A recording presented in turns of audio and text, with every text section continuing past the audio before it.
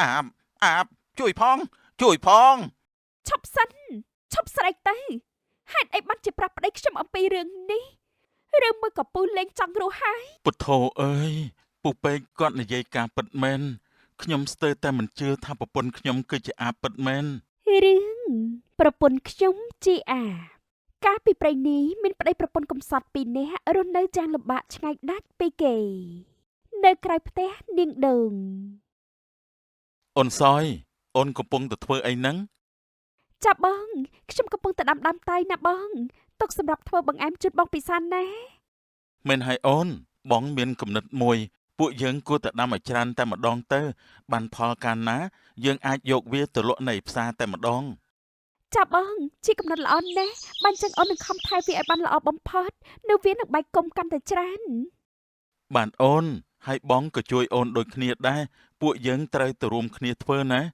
អូនិយាយអញ្ចឹងបងគិតទៅដងទឹកអូយកមកសិនទុកឲ្យអូនងូតល្ងាចនេះចាប់បងនីដូងមិនតាន់បានចេញផុតផងស្រាប់តែពូដែងបានដើរមករួចបាននិយាយថាលោកក្មួយដូងអើយនៅផ្ទះដែរទេហ្នឹងបាទពូខ្ញុំនៅតើពូ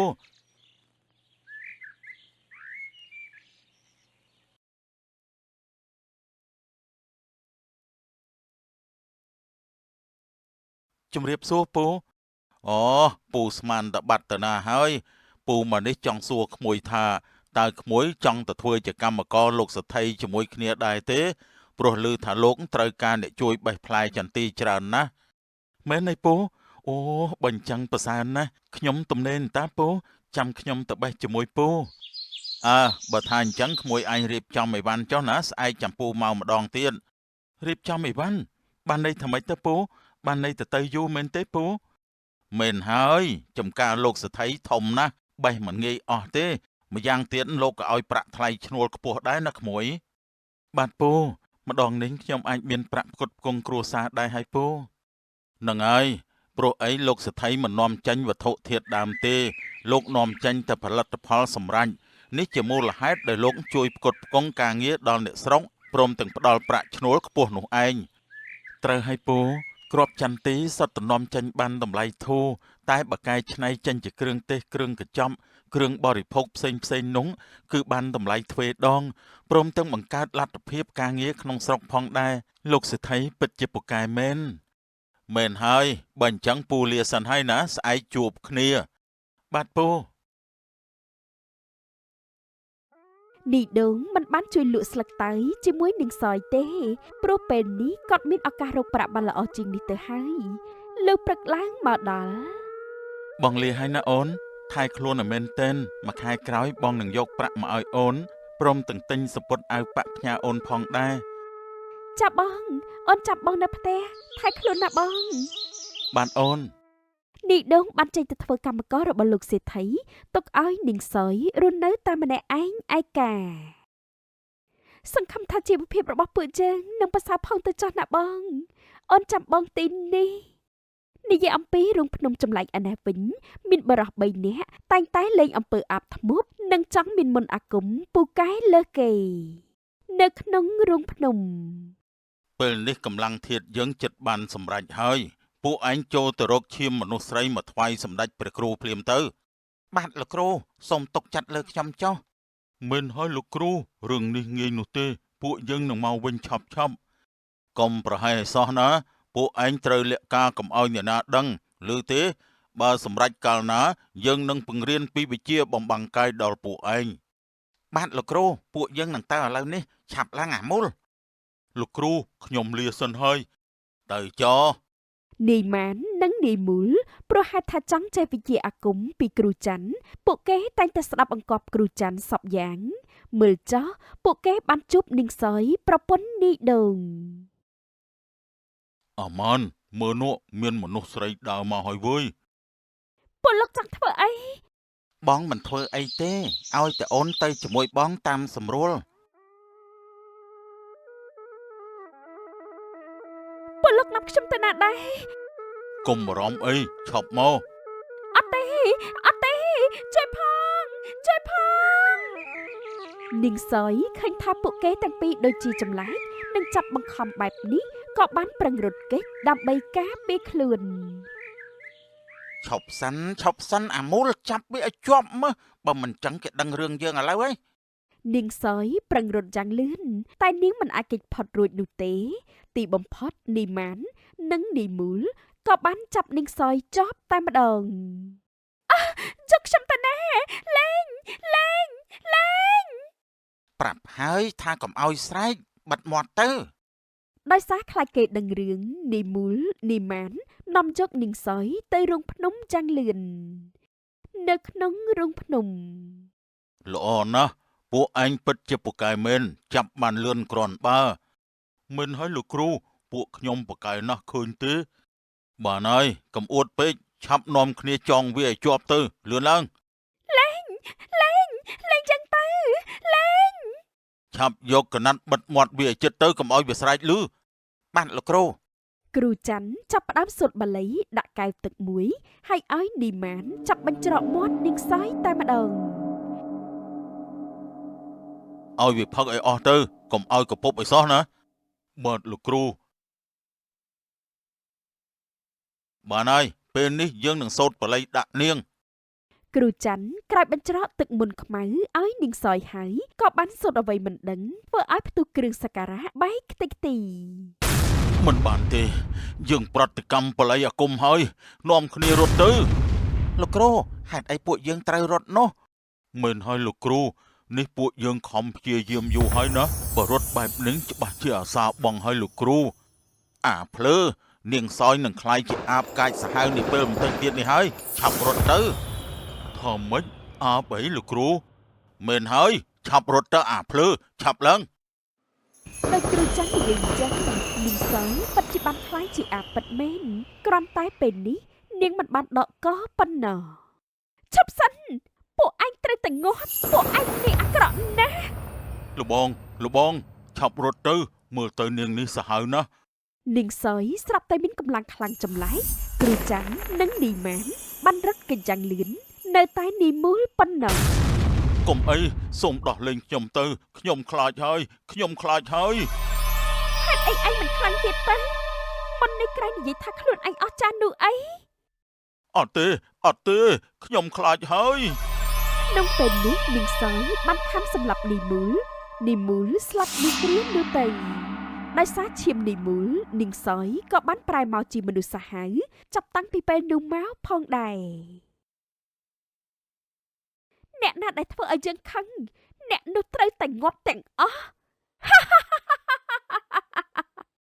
នៅផ្ទះនាងសយបងដងអូននឹកបងណាស់នេះមួយខែជាងទៅហើយបងនៅមិនទាន់មកវិញទៀតនាងសយកាត់មានអារម្មណ៍ថាឃ្លានភ្លាមនាងហាក់ដូចជាចង់ដកកតែម្ដងខ្ញុំឃ្លានណាស់តើមានអ្វីឲ្យខ្ញុំស៊ីមែនទេមន់នោះអីហេតុតែឃ្លានពេកនាងសយបានដើរសម្ដៅទៅចាប់មេមន់ស៊ីទាំងរស់តែម្ដងឆ្ងាញ់ពិតជាឆ្ងាញ់មែន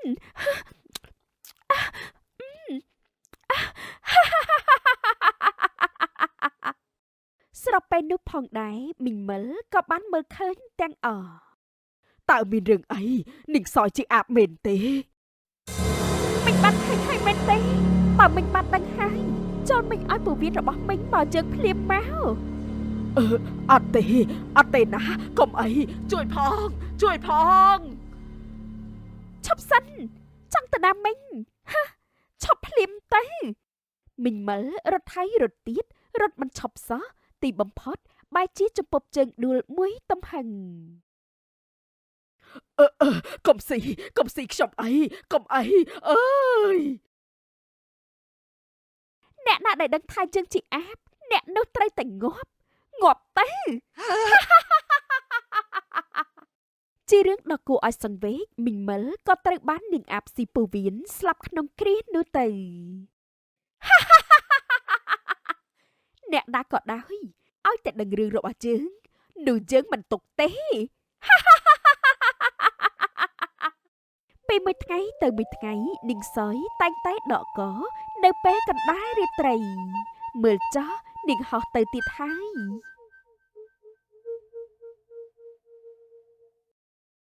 ហីតើភ្លើងនោះជាភ្លើងអីទៅបានជាហោះចេញពីផ្ទះនាងសយទៅវិញ ពូពេកកាត់មានចម្ងល់ពេកក៏បានចុះទៅមើលក្នុងផ្ទះនាងសយហើយក៏បានឃើញថា ហ៎នេះជាខ្លួននាងសយតើតែមិនក៏អត់មានក្បាលឬក៏នាងសយវាជាអាបទេ ពូពេកភ័យពេកក៏បានរត់ចេញទៅយ៉ាងលឿននៅតាមផ្លូវ អើយហត់ណាស់ខ្ញុំប្រហោងពោះអស់មិនគួរណានាងសយជាអាបអញ្ចឹងសោះគួរឲ្យខ្លាចណាស់ ពូពេកកំពុងតែភ័យផងហត់ផងគាត់ក៏បានឃើញនាងអាបសយកំពុងតែស៊ីកង្កែប ព្រះអើយគិតពីខ្លួនមកជួបក្បាលនៅទីនេះទៅវិញមែនហើយកុំខ្លាចអីពួនសិនទៅបាន ពូពេកពួនទាំងភ័យញាប់ញ័រពេញខ្លួនតែគាត់មិនហ៊ានកម្រើកឡើយរហូតតតែនាងសយហោះចេញទៅឆ្ងាយ អាដងអើយអាដងតើឯងបានដឹងឬក៏អត់ថាប្រពន្ធឯងជាអាបនោះ គ្រប់យ៉ាងហាក់ធម្មតានៅពេលព្រឹកចំណែកនេះដូងក៏បានមកពីធ្វើការទាំងមិនដឹងរឿងសោះឡើយ អូនសយបងមកវិញហើយអូន ចាបងអូននៅទីនេះអូនសប្បាយចិត្តណាស់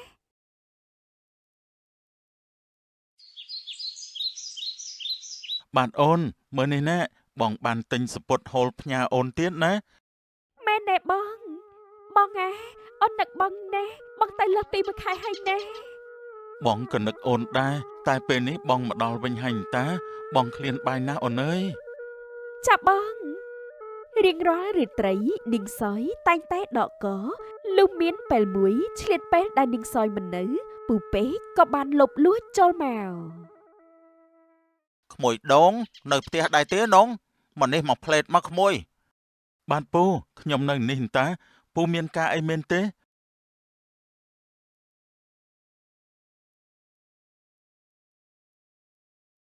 មែនហើយក្មួយពូមានរឿងចង់ប្រាប់តែសន្យាមកថាកំខឹងនឹងពូណាក្មួយ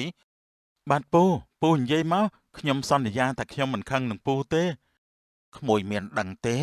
នាងសយមិនមែនជាមនុស្សទេណានាងសយពេលនេះគឺជាអាបណាក្មួយពូថាម៉េចពូនិយាយកុហកទេដឹងប្រពន្ធខ្ញុំមិនជាអាបបាននោះពូមកប្រាប់តែប៉ុណ្្នឹងទេហើយអ្នកភូមិគេបានដឹងអស់ហើយលើកលែងតែក្មួយតែប៉ុណ្ណោះពូប្រាប់ប្រុសពូខ្លាចក្មួយមានគ្រោះថ្នាក់ដឹងទេមានមនុស្សបានស្លាប់ដោយសារតែអាបនាងសយទៀតផងខ្ញុំដូចជាមិនជឿទេពូលាហើយណាក្មួយពិសោធន៍ខ្លួនឯងមើលចុះ បន្ទាប់ពីពូពេកដើរចេញផុតនីដូងក៏បានលួចគិតម្នាក់ឯងថា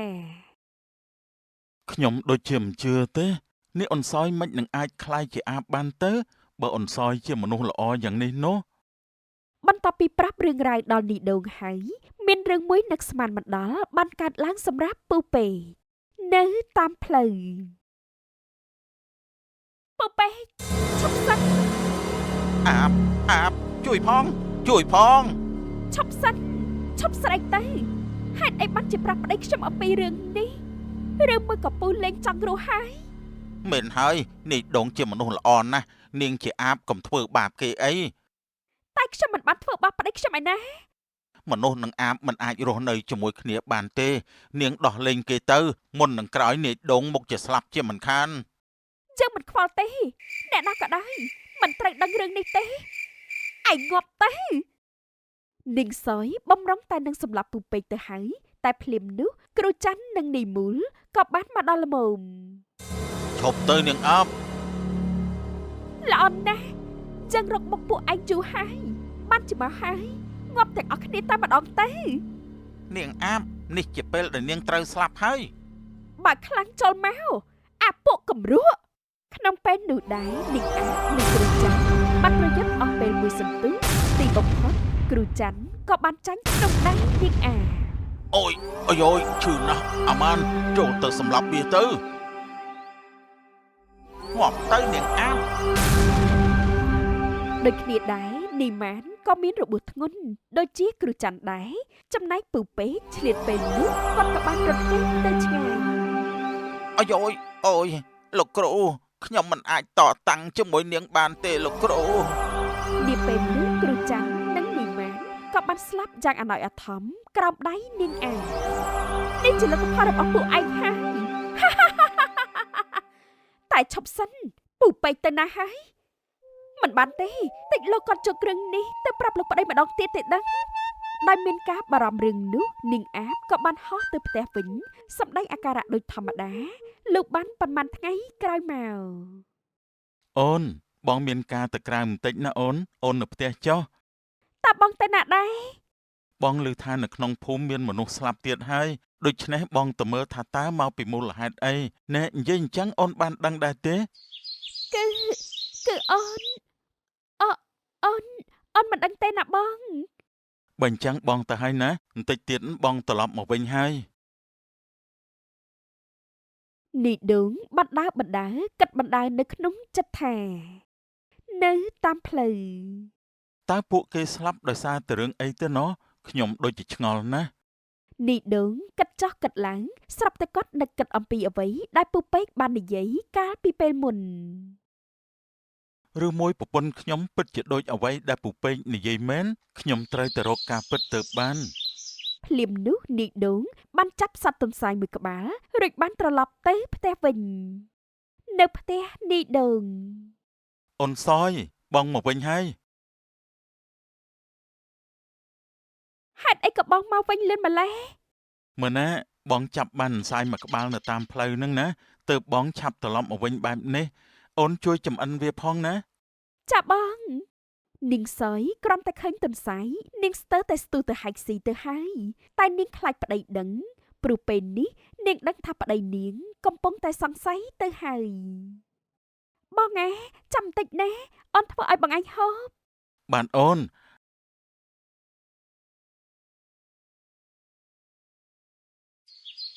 អូនណាបងទៅផ្ទះមេភូមិហើយណាបងមកវិញបងនឹងហូបសម្លអូនធ្វើឲ្យអស់ ឃើញថាប្តីចេញទៅផុតទៅនាងសយបានហែកស៊ីទន្សាយទាំងរស់តែម្ដងតែថានេះដងមិនមែនទៅឯណាគាត់បានលួចមើលដឹងគ្រប់ទាំងអស់ ពុទ្ធោអើយពូពេកគាត់និយាយការពិតមែនខ្ញុំស្ទើរតែមិនជឿថាប្រពន្ធខ្ញុំគឺជាអាពិតមែន ក្នុងពេលនោះដែរនីដងក៏បានសម្ដៅយ៉ាងលឿនទៅកាន់ផ្ទះលោកមេភូមិចៃដន្យណាស់ពូពេកក៏បាននៅទីនោះផងដែរនៅផ្ទះមេភូមិ នោះនេះដងគេមកហើយ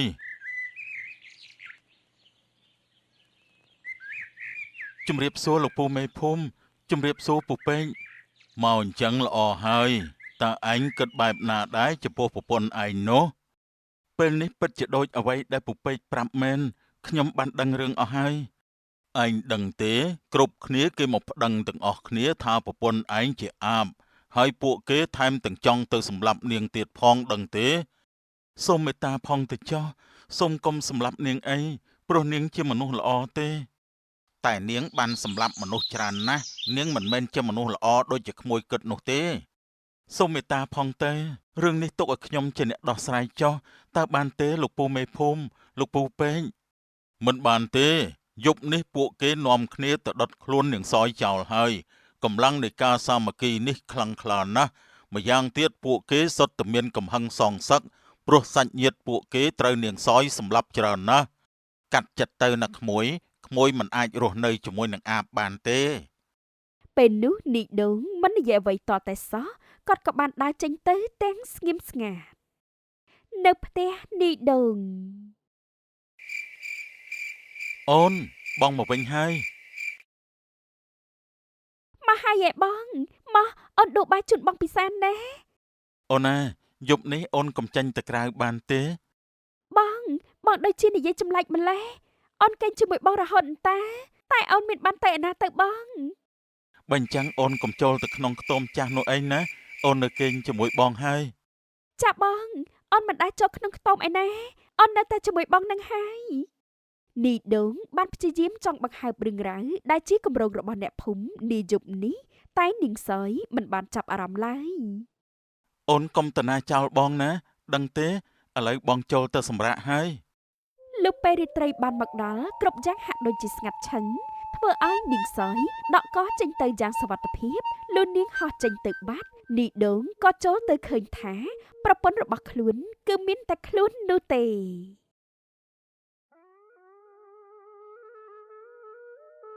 ព្រះអើយពិតជាព្រំលិខិតមែនសង្ឃឹមថាអ្នកភូមិមិនមកដុតរូបកាយរបស់អូនទៅចុះ មិនដូចអ្វីដែលនីដូងចង់បានទេពួកគេបានមកដល់ជាមួយនឹងភ្លើងក្នុងដៃគ្រប់គ្នាទៅហើយ ដងអើយចេញមកក្រៅមកពួកយើងមិនចង់សម្លាប់ឯងទេពួកយើងសម្លាប់តែអាបតែប៉ុណ្ណោះណា នីដូងក៏បានដើរចេញមករួចបាននិយាយអង្វរសុំលោកមេភូមិថា ពូមេភូមិសូមមេត្តាផងបានទេមិនបានទេពួកយើងចាប់នីដងទុកភ្លាមហើយនាំគ្នាដុតរូបកាយនឹងសយចោលទៅឲ្យឆាប់ឡើង ពូមេភូមិពូពេកនិងអ្នកភូមិបាននាំគ្នាដុតផ្ទះខ្ទមដែលមានរូបកាយរបស់នាងសយកំពុងតែដេកស្ដុកស្ដឹងចោលគ្មានសល់ អត់ទេកុំអី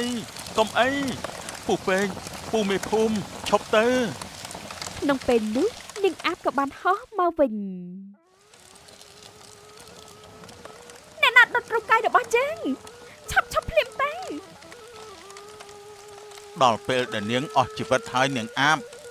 អូនកុំចូលទៅក្នុងនោះអីកុំអីអូន មិនបានទេរូបកាយរបស់ខ្ញុំនាងសយបានហោះចូលទៅក្នុងខ្ទមបំរុងចូលទៅក្នុងរូបរាងកាយរបស់ខ្លួនវិញតែដោយសារភ្លើងឆេះខ្លាំងពេកនាងក៏បានឆេះស្លាប់ក្នុងគ្រីនោះទៅ អត់ទេពុទ្ធោ មិនថានីដូងត្រដោះយ៉ាងណាក៏គាត់មិនអាចជួយនាងអាបបានដែរព្រោះគាត់បានជាប់ចំណងទៅហើយ កាត់ចិត្តទៅណាក្មួយមិនអាចរស់នៅជាមួយនឹងអាបបានទេមែនហើយក្មួយកាត់ចិត្តទៅណាបាទពូខ្ញុំនឹងទៅបួសដើម្បីបញ្ជូនកសលឲ្យអនសយចុះសង្ឃឹមថាជាតិមកពួកយើងនឹងរស់នៅជាមួយគ្នាបានយូរជាងនេះ ចាប់តាំងពីពេលនោះមកក្នុងភូមិក៏លែងមានអាបបន្តទៀតចំណែកនីដូងក៏បានទៅបួសចាប់តាំងពីពេលនោះមកអាបងតើជាងលេងគប់វងអីលេងក៏លេងតែហាមចាញ់យំណាអត់ទេអត់យំទេពេលនេះបងអាយុ12ឆ្នាំខ្ញុំអាយុ10ឆ្នាំហើយខ្ញុំធំជាងមុនច្រើនណាស់ខ្ញុំមិនយំទេបានសន្យាហើយណាលេងចាញ់ហាមយំក្មេងៗកំពុងតែលេងមេភូមិបានដើរមកទាំងទឹកមុខក្រៀមក្រំ ហើយយើងពិតជាពិបាកចិត្តណាស់អ្នកភូមិតែងតែមានជំងឺប្លែករីឯដីស្រែចម្ការក៏ពុំបានផលសោះមិនដឹងថាគួរដោះស្រាយបែបណាទេ ទិវានិងសាយ័នបានដើរមកចិត្តរួចបាននិយាយថាតើពុកមានរឿងអីបានជាសោកសៅម្ល៉េះមែនហើយរឿងមួយក៏ពួកយើងនាំគ្នាលេងរំខានដល់ការសម្រាករបស់ពុក មិនមែនទេមិនមែនអញ្ចឹងទេកូនតែពុកពិបាកចិត្តរឿងភូមិយើងតែងតែជួបរឿងមិនល្អគ្មានលុះថ្ងៃសោះ ពុកតិចលោមានអ្នកធ្វើរឿងដាក់ក្នុងភូមិយើងទៅពុកមែនហើយពុកខ្ញុំក៏គិតអញ្ចឹងដែរ ពួកកូនកុំនិយាយបែបនេះពួកកូននៅក្មេងណាស់បើមានគេឮគេនឹងថាពុកនេះអប់រំកូនមិនបានល្អដឹងទេ តែពុកទោះពួកខ្ញុំនៅតូចតែពួកខ្ញុំគិតថាពិតជាចម្លែកពេកហើយនៅក្មេងបែបនេះគ្មានអ្នកសង្ស័យអីទេពួកខ្ញុំនឹងស៊ើបអង្កេតរឿងនេះ មែនណាពុកជឿលើកូនចោះឥឡូវនេះតើកូននឹងធ្វើយ៉ាងម៉េច ខ្ញុំនឹងឲ្យអូននឹងព្យាយាមស៊ើបរកឲ្យឃើញពុកកុំបារម្ភអីពុកចាំមើលសិនចុះ បើអញ្ចឹងយើងធ្វើការងារមួយនេះជាមួយគ្នាដើម្បីរកមូលហេតុកូនប្រយ័ត្នខ្លួនផងណា បាទពុកនិយាយគ្នាចប់ហើយមេភូមិក៏បានធូរចិត្តបន្តិចរីឯទិវានិងសាយ័នក៏បានទៅមើលសភាពការផ្សេងៗនៅក្នុងភូមិបងប្រុសតើយើងគួរធ្វើបែបណាមិនអីទេចាំស្ដាប់ណាបើមានអ្នកភូមិណាមានរកពៀចម្លែកខុសគេយើងនឹងតាមស៊ើបពីម្នាក់នោះភ្លាមដឹងទេបាទបង អេក្មេងហើយនាំគ្នាតាណាហ្នឹង បាទពូខ្ញុំបំរុងទៅផ្ទះវិញហើយគ្មានទៅណាទេរួចចោះពូទៅមកពីណាដែរ អូពូមកពីនេសាទត្រីនៅទន្លេចុងភូមិហ្នឹងណាហើយនេះពូឲ្យត្រីខ្លះយកទៅឲ្យលបងមេភូមិទៅ បាទខ្ញុំអរគុណជំនួសពុកហើយណាពូបាទពូពិតជាចិត្តល្អណាស់ មិនអីទេក្មេងនេះឆ្លាតណាស់បងមេភូមិបានកូន2នាក់នេះគ្រប់ទឹកត្មងពូលាសិនហើយណា បាទពូនេះចောက်ក៏បានដើរហួសទៅ ខ្ញុំគិតថាពូចកមិនគួរឲ្យសង្ស័យអីទេបងក៏គិតអញ្ចឹងដែរតើយើងយកត្រីទៅឲ្យពុកធ្វើម្ហូបសិនទៅល្ងាចបន្តិចចាំយើងមកសើម្ដងទៀតបាទបងគិតគ្នាហើយក្មេងៗក៏វិលត្រឡប់ទៅផ្ទះវិញតែភ្លាមនោះពួកគេក៏បានជួបនឹងមិញចៃអេក្មេងៗក្មួយនាំគ្នាទៅណាហ្នឹងអីយ៉ាចាប់ត្រីបានច្រើនណាស់តើហ្នឹងអត់ទេមិញត្រីនេះពូចកឲ្យពួកខ្ញុំទេពួកខ្ញុំមិនបានចាប់ទេបើអញ្ចឹងល្អណាស់មានត្រីធ្វើលក់ទឹកគ្រឿងតែម្ដងទៅមិញឲ្យបន្លែខ្លះណាយកទៅចោះបន្លែមិនសូវបានផលទេមិញឲ្យពួកខ្ញុំតើមិញមានអីហូបទៅមិនអីទេមិញសល់បានខ្លះដែរណែក្មួយយកចោះហើយប្រយ័ត្នប្រយែងផងណាកុំដើរលេងឆ្ងាយពេកប្រយ័ត្នមានគ្រោះថ្នាក់បាទអរគុណហើយមិញស្អាតហើយចិត្តល្អទៀតហើយមិនដឹងស្អីទេក្មួយបើប្តីមិញវិញណាមិនដែរសរសើរមិញដូចក្មួយសោះប្រពន្ធស្អាតប៉ុណ្ណឹងដែរនេះបាទមិញស្អាតហើយចិត្តល្អទៀតហើយពូដូងពិតជាប្រច័ណ្ឌមិញណាស់ហើយហើយកុំចេះតែបញ្ចោមិញអីមិញសប្បាយចិត្តឡើងជ្រួញមុខអស់ហើយនេះមិញលាសិនហើយណាក្មួយប្តីមិញនៅចាំឲ្យផ្ទះណាបាទមិញចៃក៏បានដើរហួសទៅ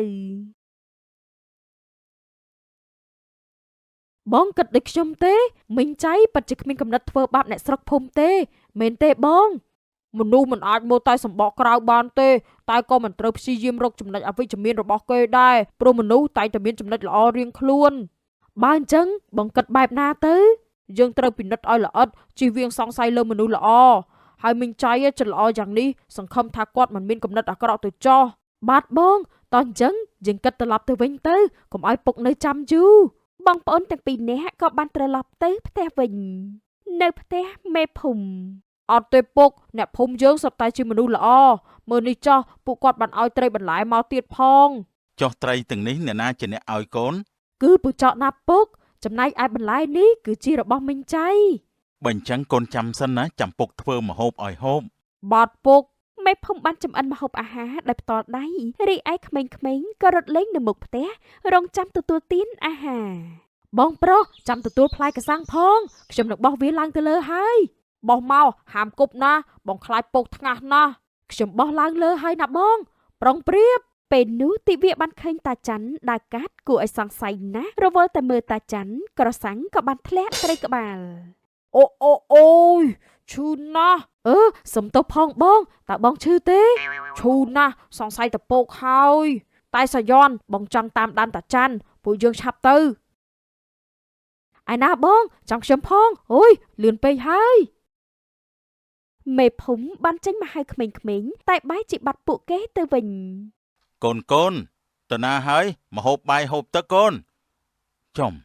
រួចចុះពួកគេតើណាអញ្ចេះកូនទាំងពីរបានដើរពីក្រោយតាច័ន្ទរហូតដល់ផ្ទះគាត់ដោយមិនឲ្យគាត់បានដឹងខ្លួនឡើយនៅផ្ទះតាច័ន្ទសម្ដេចប្រគ្រូពេលនេះភូមិតូចចិត្តរលាយហើយថ្ងៃណាមួយយើងនឹងអាចកំទេចចោលទាំងស្រុងបានហើយតាមពិតតាច័ន្ទគឺជាអ្នកដាក់អាគមលើភូមិយើងតើមែនហើយបងយើងប្រញាប់យកគ្រឿងនេះទៅជម្រាបពុកទៅណាបងអូយពួកគេមិនបានប្រយ័ត្នក៏បានធ្វើឲ្យតាច័ន្ទឮសំឡេងពួកគេអ្នកណាគេឈប់សិនគឺក្មេងៗទេមែនទេហេតុអីក៏ពួកឯងមកទីនេះអត់ទេបងប្រុសរត់ឲ្យលឿនឡើងទៅរត់មិនរួចទេតាច័ន្ទក៏បានចាប់ទិវាជាប់រីឯសាយ៉នក៏បានរត់រួចខ្លួនចាំមើលចុះអ្នកភូមិនឹងដឹងរឿងតាអស់ហើយអំពីអំពើអាក្រក់របស់តាគ្មានអ្នកណាដឹងទេព្រោះបើអាក្មេងសាយ៉ននិយាយយើងនឹងសម្លាប់ឯងចោលសាយ៉នបានរត់ទៅប្រាប់ពូមេភូមិឲ្យបានដឹងពីរឿងនេះនៅផ្ទះមេភូមិតើកូនទៅមកពីណាបានជាដង្ហក់យ៉ាងនេះពុកតាច័ន្ទជាធ្មប់ណាពុកគាត់បានចាប់បងប្រុសហើយថាម៉េចឆាប់នាំពុកទៅបាទពុកគឺក្នុងផ្ទះតាច័ន្ទតែម្ដងណាពុកឆាប់ឡើងទៅមេភូមិនិងអ្នកស្រុកទាំងអស់គ្នាបានទៅដល់ផ្ទះតាច័ន្ទខ្ញុំសង្ស័យតាច័ន្ទថាជាធ្មប់យូរហើយខ្ញុំក៏សង្ស័យចឹងដែរមែនហើយតាដូងដោះលេងក្មួយទិវាភ្លាមទៅម៉ែណៃកុំធ្វើបាបក្មេងអីមែនហើយបើមិនអញ្ចឹងទេណាពួកយើងនឹងដុតផ្ទះតាច័ន្ទឯងចោលហើយពុកពូមីងឆាប់ដុតផ្ទះតាច័ន្ទចោលទៅគាត់ជាថ្មកំណាចគាត់នឹងរលាយមិនខានទេ បងប្អូនឆាប់មកដុតផ្ទះគាត់ចោលទៅហេតុអីកូនអាចចេញមកបានតើតាច័ន្ទមានធ្វើបាបកូនទេ ពុកតាច័ន្ទបានរត់គេចខ្លួនបាត់ហើយតែកូនបានដឹងថាបើគ្រប់គ្នាដុតផ្ទះតាច័ន្ទចោលនោះគាត់នឹងមិនអាចធ្វើអីលើអ្នកភូមិយើងបានទៀតទេ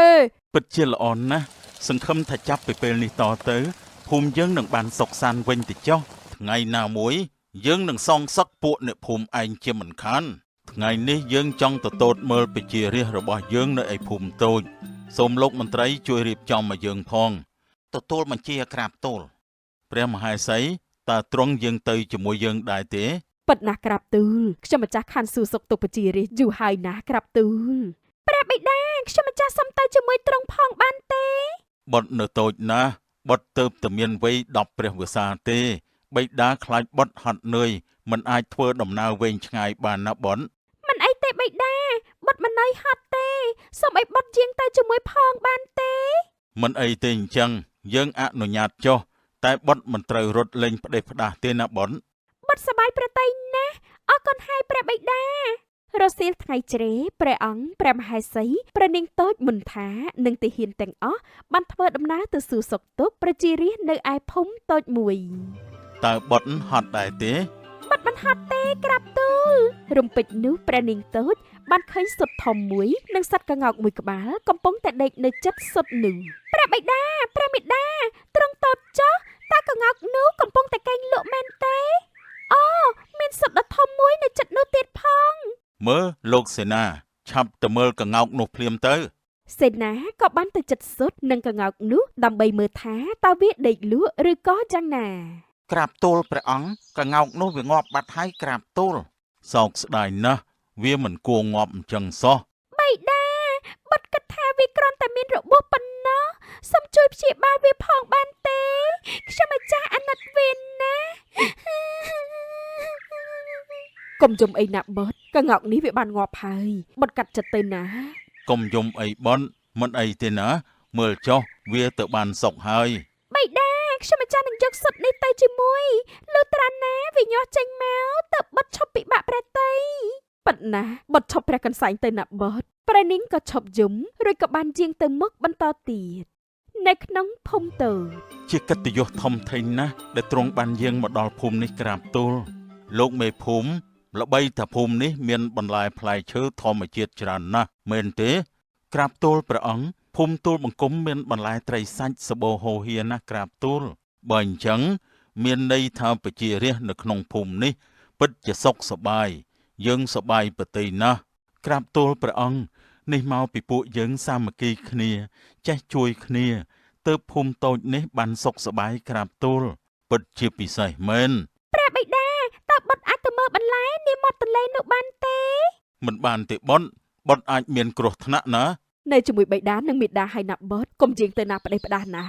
ព្រះនាងមិនថាមិនសប្បាយព្រះតីសោះក្រោយលើព្រះបិតាមានបន្ទូលដូច្នោះភ្លាមនោះសាយ័នក៏បាននិយាយជាមួយព្រះនាងតិចថាតើហេតុអីបានជាព្រះនាងមិនសប្បាយព្រះតីអញ្ចឹងប៉ាត់ណាយើងមិនរីករាយទេលុះត្រាតែយើងបានឃើញបន្លែក្បែរមាត់ទឹកព្រះនាងពិតជាចង់ឃើញបន្លែជាប់ទន្លេណាស់មែនទេប៉ាត់ណាឯងអាចនាំយើងទៅតូចបន្តិចបានទេយើងសន្យាមិនឲ្យបិតាដាក់ទោសឯងទេតែបើទ្រង់កុហកបែបនេះមិនល្អទេទ្រង់ជាក្មេងត្រូវស្ដាប់បង្គាប់មនុស្សចាស់បើឯងមិនជូនខ្ញុំទៅម្នាក់ឯងក៏បានដែរ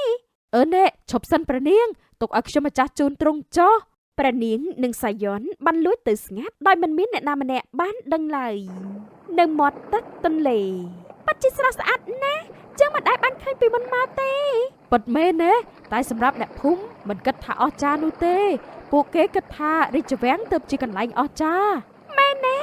ត្រូវហើយមនុស្សយើងតែងតែគិតថាកន្លែងផ្សេងល្អជាងកន្លែងដែលខ្លួនរស់នៅចុះអញគិតយ៉ាងម៉េចវិញទូលបង្គំមិនគិតអញ្ចឹងទេទីណាក៏មានភាពស្អាតរបស់វាដែរអញ្ចឹងហើយទូលបង្គំតែងតែពេញចិត្តនៅអ្វីដែលទូលបង្គំកំពុងរស់នៅនិងកំពុងតែមានណាក្រាបទូលឯងពិតជាមានចំណុចប្លែកពីពួកគេមែនក្នុងដៃព្រះនាងជាសុទ្ធអ្វីបានជាធំម្ល៉េះតាមប៉ាត់ទៅយើងបានរើសវានៅតាមផ្លូវចិត្តកងោកមួយដ៏ធំតែវាស្លាប់ហើយយើងក៏អាណិតសុទ្ធនេះតើបយើងចូលវាមកជាមួយតែម្ដងទៅគ្មានកម្ដៅអ៊ុនវាមិននឹងអាចញាស់បានទៅយើងក៏មិនដឹងដែរតែថាយើងចង់ឲ្យសុទ្ធនេះញាស់ហើយនឹងមើលថែវាឲ្យបានល្អ ព្រះនាងយើងគិតត្រឡប់ទៅវិញទៅថ្ងៃជ្រេះហើយណាក្រាប់ទូល ប៉ាត់មែនហើយព្រះបិតានិងព្រះមេដាប៉ាត់ជាបារម្ភពីយើងមិនខានទេ តោះព្រះនាងយាងទៅវិញទៅក្រាប់ទូល មែនហើយត្រង់មកជាដាក់ទោសយើងមិនខានទេដោយមានការភ័យព្រួយលើកំហុសរបស់ខ្លួនព្រះនាងតូចនិងសាយ៉នក៏បានប្រញាប់ត្រឡប់ទៅវិញយ៉ាងលឿនហើយមិនប្រយ័ត្នព្រះនាងក៏បានភ្លេចសុទ្ធក្បែរមាត់ទន្លេនៅផ្ទះមេភូមិ តើបុតទៅទៅមកពីណា បុត្រីមេដាពិតជាភ័យណាស់ណាបុតហេតុអីក៏បុត្រីយាងទៅណាមិនទូលបិតាបែបនេះ បាត់ខុសហើយសូមព្រះរាជទានទោសដល់បាត់ផងណាក្រាបទូល បុតតូចយ៉ាងនេះហេតុអីមិនស្ដាប់សម្ដីបិតាឥឡូវនេះបិតានឹងយកបុតទៅនគរវិញហើយសូមព្រះអង្គកុំខ្ញាល់អីក្រាបទូលទ្រង់នៅតូចណាស់ម្យ៉ាងទៀតនេះជាកំហុសរបស់កូនប្រុសទូលបង្គំទេក្រាបទូលមិនអីទេលោកមេភូមិក្មេងនេះមិនខុសទេយើងនឹងនាំបុតយើងត្រឡប់ទៅវិញក្រាបទូលព្រះអង្គចាប់ពីពេលនេះទៅបិតាមិនអនុញ្ញាតឲ្យបុតមកកំសាន្តនៅភូមិតូចនេះទៀតទេ បិតាក្នុងគ្រានោះព្រះរាជាក៏បានយាងទៅនគរវិញពុំត្រឡប់មកភូមិតូចទៀតឡើយ ថ្ងៃក្រោយកូនត្រូវតែប្រយ័ត្នប្រយែងដឹងទេកុំតាណាមកណាផ្ដេសផ្ដាស់ឬហើយនៅ បាទពុកនិយាយអំពីសុទ្ធដ៏ធំរបស់ព្រះនាងឯនេះវិញក៏បានញាស់ចេញមកវាមិនមែនជាកូនបក្សីនោះទេតែវាគឺជាកូនក្រពើជានៅជិតមាត់ទន្លេ ដងថ្ងៃនេះឯងទៅបង់ត្រីដែរទេអត់ទេចောက်អើយព្រោះថ្ងៃនេះមេឃល្ងិតណាស់ណាមួយជារដូវត្រីពងផងយើងគួរតែផ្អាកបង់ត្រីសិនទៅអីមែនហើយខ្ញុំភ្លេចឲ្យឈឹងថារដូវនេះជារដូវត្រីពងបើអញ្ចឹងចាំមួយរយៈក្រោយទៀតចាំយើងទៅរកចុះណោះ អស់រយៈពេលជាច្រើនឆ្នាំកន្លងផុតទៅទិវានិងសាយ៉នក៏បានធំពេញវ័យចំណែកកូនក្រពើយក្សក៏កាន់តែធំផងដែរហើយជារឿងដែលសង្វេគបំផុតព្រោះពុំមាននរណាម្នាក់បានដឹងទេថាក្នុងទន្លេក្បែរភូមិមានក្រពើយក្សយ៉ាងធំនោះទេនៅក្បែរទន្លេពុកវាដាក់បកាយចិត្តនឹងហើយត្រីឆ្នាំនេះសម្បូរណាស់មិនបាច់ទៅណាឆ្ងាយនោះទេ ដឹងហើយម៉ែវាខ្ញុំដាក់ចិត្តនេះទេម៉ែវាឯងចាំនៅនឹងសិនហើយ ពេលនោះមិញធន់ក៏បានឃើញទឹករលកមកក្រាំងចម្លែកខ្លាំងណាស់ពុកវារលកធំណាស់ណែឡើងមកវិញឲ្យលឿនឡើងមក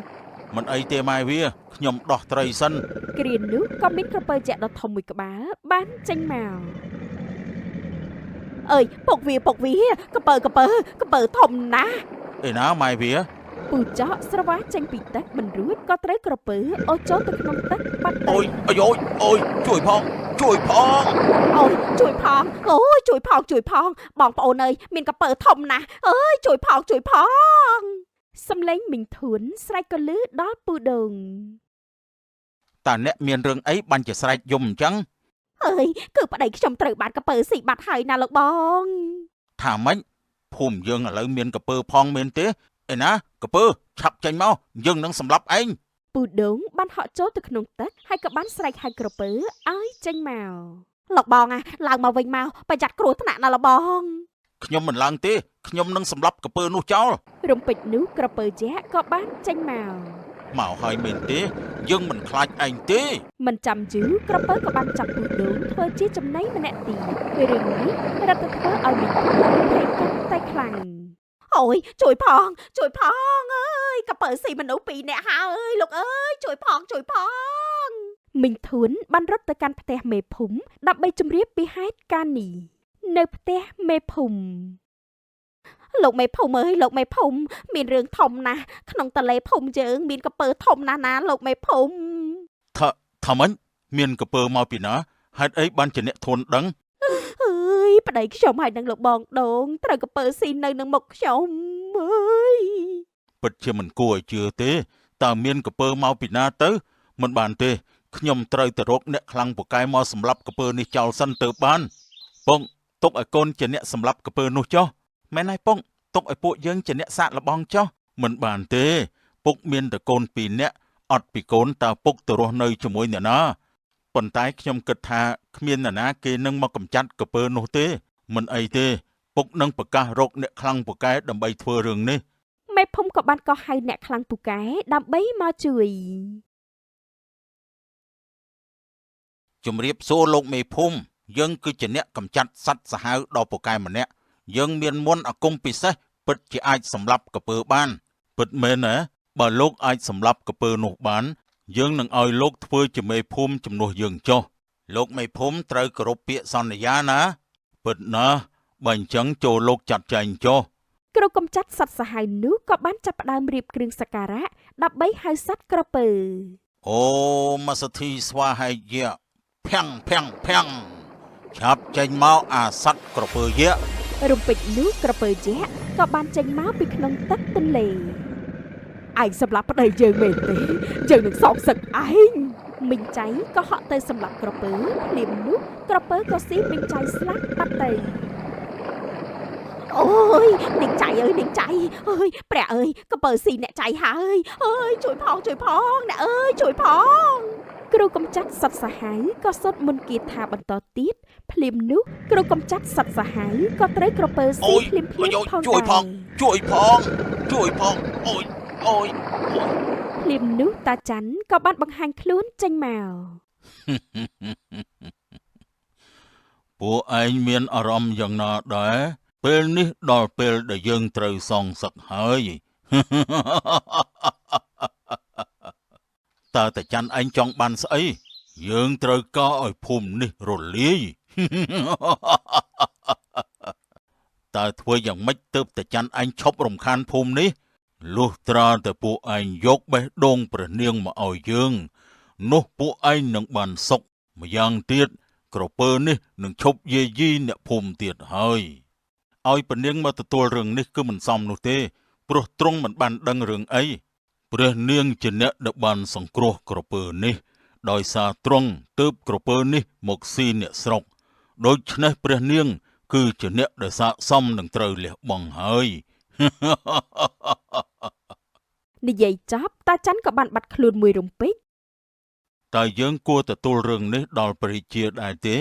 យើងពិតជាពិបាកសម្រេចចិត្តណាស់ បើមេភូមិមិនទូលព្រះរាជាទេណានោះអ្នកភូមិយើងមកជាស្លាប់បន្តគ្នាមិនខានទេព្រោះក្រពើនោះមិនមែនជាក្រពើធម្មតាទេណាលោកមេភូមិ បានយើងនឹងសាកល្បងចូលទៅកាន់ព្រះរាជវាំងចុះ និយាយចប់ហើយមេភូមិក៏បានធ្វើដំណើរទៅកាន់ព្រះបរមរាជវាំងនៅក្នុងរាជវាំង សូមក្រាបថ្វាយបង្គំព្រះអង្គល្អហើយតើលោកមេភូមិមកនេះមានការអ្វីដែរ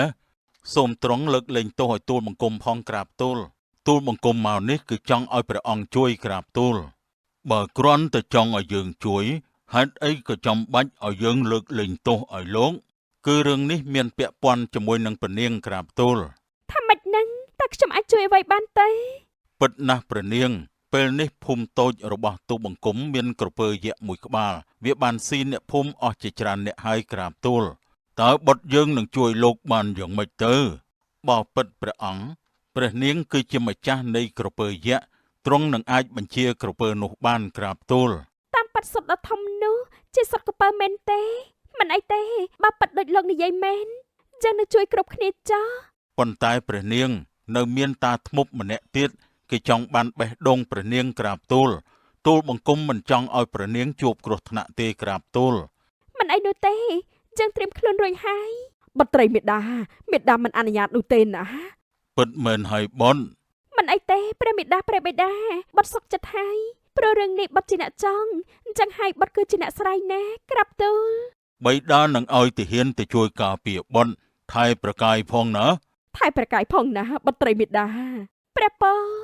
បើមានរឿងអីចំពោះព្រះនាងទូលបង្គំព្រមទាំងកូនប្រុសទាំងពីររបស់ទូលបង្គំនឹងបូជាជីវិតដើម្បីការពារព្រះនាងក្រាបទូលយើងផ្ញើបុត្រីយើងលើលោកហើយណាជួយការពារបុត្រយើងផងក្រាបទូលព្រះអង្គ នៅចិត្តទន្លេមេភូមិក៏បាននាំព្រះនាងចូលទៅកាន់ភូមិតូច តើព្រះនាងនឹងធ្វើយ៉ាងម៉េចទៅក្រាបទូល មិនអីទេយើងនឹងព្យាយាមជួយអ្នកភូមិសាយ័នលោកជួយបង្កាត់ភ្លើងឲ្យយើងបន្តិចបានណាកាន់តែឆេះកាន់តែល្អ ទូលបង្គំនឹងធ្វើតាមទ្រង់សូមព្រះនាងកុំបារម្ភអីបើមានរឿងអ្វីកើតឡើងនោះកូនរបស់ទូលបង្គំនឹងជួយដល់ព្រះនាងជាមិនខាន អរគុណមេភូមិហើយបងប្អូនទាំងអស់គ្នាសូមថយក្រោយឲ្យឆ្ងាយពីទឹកទន្លេផងចាស់ដើម្បីកុំឲ្យមានគ្រោះថ្នាក់ណាពេលនោះព្រះនាងក៏បានស្រែកហៅឲ្យក្រពើចេញមក ឲ្យក្រពើដល់គួរឲ្យអាណិតអីតាអ្នកលឺចឹងហើយទេឆាប់ចេញមកពេលនេះចឹងមកដល់ហើយមិនយូរប៉ុន្មានក្រពើក៏បានចេញមកតាអញជាកូនក្រពើដែលចឹងបានជួយនោះមែនទេហេតុអីបានជាអញស៊ីមនុស្សចឹង ប្រយ័ត្នផងពនាង ចឹងមិនអីទេ ពនាងកុំតែក្បែរវាពេកអីក្រាបទូលបង្គំបារម្ភណា ក្រពើជាបើអញពិតជាស្ដាប់បញ្ជាចឹងមែនចូលអញវាចូលទៅក្នុងភ្នក់ភ្លើងភ្លាមចោះក្រពើពិតជាស្ដាប់តាមបញ្ជារបស់ព្រះនាងពិតមែនវាក៏បានលូនចូលទៅក្នុងភ្លើងឆេះស្លាប់តែម្ដង ពិតជាអស្ចារ្យណាស់ព្រះនាងធ្វើបានហើយ យើងសុំទោសផងណាក្រពើសម្លាញ់សុំអញតែឲ្យបានសុខចោះ កុំពិបាកប្រតិអីពនាងក្រពើនេះវាសមតែស្លាប់បែបនេះហើយ តែយើងពិតជាមិនអាចដាច់ចិត្តពីក្រពើនេះទេយើងអាណិតវាណាស់ ទោះបីជាពនាងអាណិតក្រពើយ៉ាងណាក៏ដោយតែវាជាសត្វសាហាវណាស់បើវាមិនងាប់ទេថ្ងៃណាមួយវាកាន់តែសម្លាប់អ្នកស្រុកកាន់តែច្រើនឡើងសូមព្រះនាងកុំសោកការអី កុំបារម្ភអីយើងមិនអីនោះទេណារំពេចនោះស្រាប់តែមានដុំពពកខ្មៅមួយដុំចេញមកលាយឡំនឹងផ្គររន្ទះគួរឲ្យខ្លាច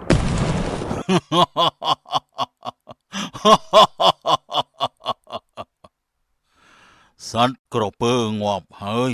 អរគុណព្រះនាងដែលបានមកសូមប្រគល់បេះដូងមកឲ្យយើងភ្លាម តើអញជាអ្នកណា កុំមកសួរសំណួរនេះអីទ្រង់គួរតែពោលពាក្យថាសុំជីវិតវិញទើបត្រូវ ព្រះនាងរត់ទៅមិនឲ្យព្រះនាងពួកទូមង្គមនឹងការពារទ្រង់គ្មានប្រយោជន៍ទេគ្មាននរណាម្នាក់អាចជួយព្រះនាងបានឡើយ តាច័ន្ទបានចាប់ព្រះនាងហោះគេចខ្លួនបាត់ភ្លាម ព្រះនាងត្រូវតែច័ន្ទចាប់យកទៅហើយបើតាមមិនទាន់ទេព្រះនាងនឹងត្រូវមានគ្រោះថ្នាក់ជាមិនខានពុកថែខ្លួនផងកូននឹងទៅរកព្រះនាងទៅចុះកូនថែខ្លួនផងណាបាទពុកតោះពួកយើងទៅ នៅក្នុងរោងភ្នំ តើព្រះនាងព្រមស្លាប់ហើយមែនទេយើងនឹងខ្វេះបេះដូងទ្រង់តែម្ដង តើអញចុះបេះដូងជើងធ្វើអី បេះដូងព្រះនាងជាថ្នាំជួយធ្វើឲ្យយើងមានជីវិតអមតៈដូច្នេះបើយើងមិនយកបេះដូងទ្រង់យើងដូចជាល្ងងពេកហើយ ពេលនោះទិវានិងសាយ័នក៏បានមកដល់ល្មម តាឈប់ភ្លាមពុំនោះទេពួកយើងនឹងសម្លាប់តាចោលតើទីនេះជាកន្លែងរបស់តាច័ន្ទមែនទេមែនហើយពួកឯងនេះពិតជាក្មេងរំខានមែនកាលពីតូចបំផ្លាញយើងម្ដងហើយឥឡូវនេះបែរជាមកម្ដងទៀតមិនអីទេយើងនឹងឲ្យពួកឯងស្លាប់ព្រមគ្នាតែម្ដងអរគុណហើយដែលបានរំលឹកថាតានឹងរលាយដោយសារតែភ្លើងបងប្រុសឆាប់ដុតភ្លើងទីនេះភ្លាមទៅ ពេលនោះទិវានិងសាយ័នបានដុតកំទេចកន្លែងតាច័ន្ទធ្វើឲ្យតាច័ន្ទឆេះភ្លាមតែម្ដង អូយក្តៅណាស់ហេតុអីបានជាពួកឯងតែងតែបំផ្លាញយើងអូយអូយអូយ ភ្លាមនោះតាច័ន្ទក៏បានឆេះរូបរាងកាយរលាយគ្មានសល់រីឯទិវានិងសាយ័នវិញក៏បានជួយព្រះនាងបានសម្រាប់ យើងធ្វើបានហើយប្អូនប្រុសមិនហើយបងប្រុសឲ្យតែយើងសាមគ្គីគ្នាយើងពិតជាអាចយកឈ្នះបាន ខ្ញុំម្ចាស់អរគុណដល់បងទាំងពីរហើយបងពិតជាពូកែណាស់អ្នកទាំងពីរហត់នឿយហើយដោយសារខ្ញុំម្ចាស់ មិនអីទេពនាងទ្រង់មិនកាត់អីនោះទេពួកទូមង្គមសប្បាយចិត្តណាស់មិនហើយពនាងនេះជាទូនាទីរបស់ពួកទូមង្គមទេមិនបាច់គួរសមនោះឡើយបងគិតថាពួកយើងត្រឡប់ទៅវិញទៅព្រោះបរិជាពិតជាបារម្ភពីពនាងខ្លាំងណាស់មិនហើយឆាប់ឡើងពនាងស្ដេចយាងក្រាបទូលពួកទូមង្គមនឹងជូនទ្រង់ទៅតែពួកយើងត្រូវចូលទៅក្នុងភូមិជម្រាបលោកឪពុកសិនពិតមែនហើយ ពួកគេក៏បាននាំព្រះនាងមកកាន់ភូមិតូចវិញ មកវិញហើយមែនទេកូនរបស់ពុកពិតជាអង្អាចណាស់ពុកពិតជាមានមោទនភាពដោយសារកូនទាំងពីរណាស់ លោកមេភូមិពិតជាមានសំណាញ់ណាស់មានកូនពូកែបែបនេះ ពនាងសរសើរពេកហើយ អើណែកូនឥឡូវពួកយើងឆាប់ជូនពនាងទៅនគរវិញសិនទៅបាទពងពួកយើងនឹងចូលព្រះរាជវាំងទាំងអស់គ្នា នៅក្នុងព្រះរាជវាំង ពិតជាអស្ចារ្យណាស់យើងអរគុណលោកមេភូមិនិងកំឡោះទាំងពីរដែលបានជួយសង្គ្រោះអ្នកភូមិព្រមទាំងបុត្រយើងណាស់ ប្រសើរណាស់មេដាធុបតីដូចដកបន្លាចេញពីទ្រុងចឹងព្រះពោព្រះបិតាព្រះមេដាពួកគេទាំងពីរនាក់ពិតជាក្លាហានណាស់ ពួកគេបានជួយបត់ឲ្យរួចផុតពីការសម្លាប់របស់តាថ្មព្រះពរ ប៉ុន្តែពនាងក្លាហានជាងពួកយើងទៅទៀតព្រោះទ្រង់សុខចិត្តបូជាជីវិតដើម្បីអ្នកភូមិទង្វើនេះពិតជាអស្ចារ្យខ្លាំងណាស់ បានហើយពេលនេះយើងពិតជាសប្បាយប្រទៃណាស់ដែលឃើញគ្រប់គ្នាបានសុខសប្បាយបែបនេះ មែនហើយព្រះអង្គតើទ្រង់យល់ថាពួកគេស័ក្តិសមជាមួយនឹងបុត្រីយើងទេ មែនហើយព្រះមហេសីមានគំនិតល្អណាស់មេភូមិតើលោកអាចធ្វើជាដន្លងរបស់យើងដែរទេជាកិត្តិយសធំធេងណាស់ក្រាបទូលតែទូលបង្គំមិនដឹងថាព្រះនាងនឹងសពតិទៅលើកូនប្រុសទូលបង្គំឬក៏អត់ទេក្រាបទូលតើរវាងពួកគេបុត្រមានពេញចិត្តម្នាក់ណាដែរទេ ប៉ិតណាស់ក្នុងចំណោមពួកគេកូនប្រុសច្បងអង្គអាចក្លាហានឆ្លាតវៃមានភាពចាស់ទុំទៀតផងគួរឲ្យសរសើរណាស់ បើអញ្ចឹងតើបុត្រសម្រេចជ្រើសរើសកូនច្បងហើយមែនទេ ទូលបង្គំមានម្ចាស់ស្នេហ៍រួចហើយណាព្រះបិតានោះគឺជាក្មេងប្រុសដែលមានទឹកចិត្តសាមញ្ញជាបរិសុទ្ធដែលមានទឹកចិត្តល្អទៀតផងតើគេនោះជាអ្នកណាទៅបត់ធ្វើឲ្យមេដាអន្តេសាហើយណាបត់ខ្ញុំម្ចាស់បានពេញចិត្តលើភាពសាមញ្ញរបស់គេតាំងតែពីខ្ញុំម្ចាស់មានវ័យ10ព្រះវស្សាមកម្លេះគេនៅទីនេះហើយគេមានឈ្មោះថាសាយ័នព្រះពរ ព្រះនាងសពតិលើភាពសាមញ្ញរបស់សាយ័នតើទ្រង់មិនស្ដាយក្រោយទេមែនទេ ទូគេសាមញ្ញតែគេពិតជាក្លាហានពូកែឆ្លាតវៃណាស់តើមាននារីណាដែលស្រឡាញ់បរិសុទ្ធហឺហាអួតក្អេងក្អាងនោះបត់មានបន្ទូលត្រូវហើយបងទិវាក៏ល្អណាស់ដែរតែខ្ញុំម្ចាស់សូមជ្រើសយកបងសាយ័នហើយព្រោះខ្ញុំម្ចាស់បានជួបបងសាយ័នមុនពេលដែលបានជួបបងដូច្នេះបងកុំអន់ចិត្តអីណា ទូលបង្គំមានកិត្តិយសទៅវិញទេដែលមានប្អូនថ្លៃជាពនាងបែបនេះបើអញ្ចឹងល្អណាស់យើងសូមប្រកាសពិធីរៀបអភិសេកបុត្រយើងនាពេលនេះព្រមទាំងតែងតាំងទិវាកូនប្រុសច្បងរបស់មេភូមិធ្វើជាទីប្រឹក្សារបស់ព្រះរាជាផងដែរសូមអស់លោកផ្សព្វផ្សាយដំណឹងនេះទូទាំងប្រទេសទៅចុះ ចាប់តាំងពីពេលនោះមកគ្រប់គ្នាក៏បានរស់នៅដោយសុខសាន្តតរៀងទៅ